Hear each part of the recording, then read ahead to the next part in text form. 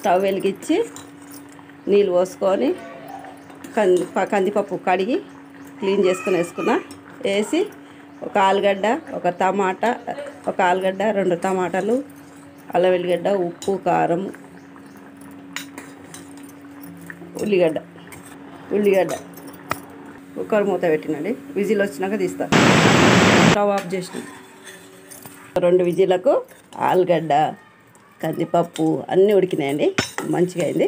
పోపు పెడుతున్నా. వెలిగించిన గంట పెట్టుకుని అండి వచ్చిపోయింది. దీనికి ఎల్లిపాయలు వెలిగించి గంట పెట్టుకొని ఆవాలు, జీలకర్ర, ఎల్లిపాయలు, కరివేపాకు, 2 మిరపకాయలు, కొంచెం పసుపు వేసుకుంటండి. ఆఫ్ చేసిన. ఆలుగడ్డ కందిపప్పు రెడీ. ఆలుగడ్డ కందిపప్పు టమాటా రెడీ. చూసే వాళ్ళందరికీ థ్యాంక్స్ అండి. నేను చేసిన విధానం మీకు చూపిస్తున్నా. మీరు ట్రై చేయండి, లైక్ చేయండి, షేర్ చేయండి.